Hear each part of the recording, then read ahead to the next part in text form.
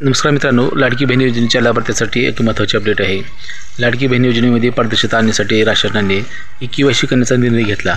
परंतु ज्या लाडक्या बहिणींना पती किंवा वडील नाहीत अशा लाडक्या बहिणींना वेबसाईटवरती ऑप्शनच नसल्यामुळे कुणाचे आधार कार्ड टाकावे हे ऑप्शनच नसल्यामुळे त्या लाडक्या बहिणींची तारांबळ उडाली होती। परंतु आता राज्य शासनाच्या माध्यमातून त्या लाडक्या बहिणींना दिलासा देण्यात आलेला आहे। त्या लाडक्या बहिणींना आता के-वाय-सी करता येणार आहे। तर त्यासाठी कोणती कागदपत्रे दोन लागणार आहेत हे एक महत्त्वपूर्ण अपडेट या व्हिडिओच्या माध्यमातून आपण पाहणार आहोत।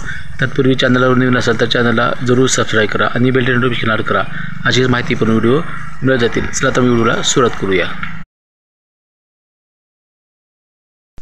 लाडकी बहीण योजनेची ई-के-वाय-सी करण्याचे काही शिल्लक दिवस असता राज्य शासनाच्या माध्यमातून वडील किंवा पती नाहीत अशा लाभार्थ्यांसाठी एक महत्त्वपूर्ण अपडेट राज्य शासनाच्या माध्यमातून देण्यात आलेले आहे। बऱ्याच दिवसापासून लाडक्या बहिणीची ई-के-वाय-सी सुरुवात होती, परंतु ज्या लाडक्या बहिणींचे वडील किंवा पती नाहीत अशा लाडक्या बहिणींना आधार क्रमांक हा कुणाचा टाकावा या संदर्भात त्यांच्या मनामध्ये संभ्रम निर्माण झाला होता। त्यामुळे त्यांची ई-के-वाय-सी करण्याचे पेंडिंग होते, त्यामुळे त्यांना त्यांचा सन्मान निधी मिळत नव्हता।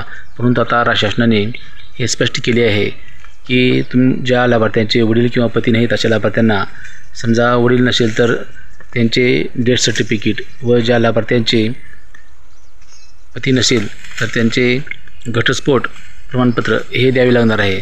यामुळे आता या लाभार्थ्यांना मोठा दिलासा मिळाला आहे।